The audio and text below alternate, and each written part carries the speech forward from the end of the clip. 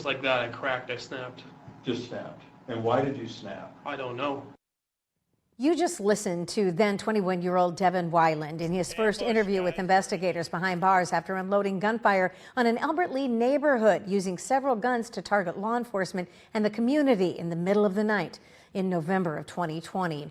In part 2 of our 6 Inside exclusive, The Shot That Changed Everything, we're showing you the terrifying night through the eyes of those in charge of protecting the city. For the first time outside of the courtroom, Maisie gives us a look at the shocking footage. Yeah, Robin, on top of the physical damage caused by the 90 bullets sprayed from his apartment window, Devin Weiland shot 3 people, leaving lasting scars and trauma for those victims and the entire community. It's a nightmare that's still fresh in the minds of those wearing a badge, and it spurred a lot of change inside the police department. They say time heals all wounds, but all wounds leave a scar. I still, anytime my phone rings in the middle of the night now, your heart kind of stops for a minute. Because a cold November night still hangs heavy over the Albert Lea Police Department. When I look at the calendar, it's been 5 years, but it's still a lot more raw. It's a lot more fresh than that. In 2020, Devin Weiland, just 21 years old, camped out inside his 3rd-floor apartment and used officers and his neighbors as target practice. For 8 hours, people calling this southwest corner of Albert Lea home, and those just trying to protect it feared for their lives. Weiland would spray around 90 bullets into the world below before he eventually surrendered and was taken into custody. Get some change in the left pocket. That incident will live with us forever. Every day, that incident is in people's minds. Deep breath. Deep breath. Okay. Deep breath. Of the 5 Albert Lea police officers first on scene that night, only 2 remain with the department today. The events are always going to be with us. Any of us that are working, it's one of those things you're never going to forget. And forgetting for some is not a part of the plan, but spurring change is. We do take our training very seriously. We know it can happen in Albert Lea. We've proved it's happened in Albert Lea. We want our staff prepared and able to handle whatever calls are going to come their way. That's why the department upped its equipment, bringing in a new tactical vehicle, better armor, breaching capabilities, and even night vision. But new equipment doesn't fix what's been damaged.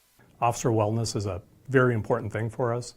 We have several programs. We have a psychologist that meets with every officer annually, a checkup from the neck up type of program. But while officers try and heal, there's still a job to do. There isn't any community that's going to be safe from anything like this ever happening. And no matter how much time has passed, shots fired, Central, we got shots fired. We're no closer to finding a solution to stop the violence before it starts.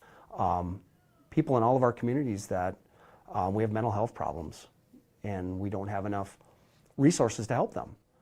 And this stuff happens. It happens every day all over the country. It's why officers are always ready for that firework call to become something else entirely. Like what happened,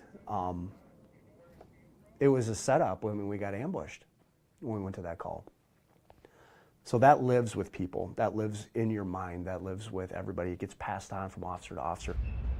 But while Weiland spends his time inside a prison cell, the Albert Lea Police Department is moving forward and will not forget. Because while the Shady Oaks building now sports a new look, painted blue and covered in glass, those that call Albert Lea home still recall the memories the building holds. It's something that was very traumatic to our whole town that happened. Thankfully, nobody died. But there ended up being 2 people and then our officer that got shot. And because of the quick actions of our officers that were there, they made sure that the 2 people that were shot lived. And it's a good moment to just thank the brave men and women that keep us safe every single day. Yeah, it's just remarkable that it ended the way it did when 90 shots were fired and he essentially was shooting from up in his apartment. They didn't even know where he was. Right. Yeah, it's just crazy. Well, this is just the very first edition of our new 6 Inside series. And that's right. If you have a story that you would like us to take an inside look at, be sure to email our newsroom, and that is at KAAL-TV.com.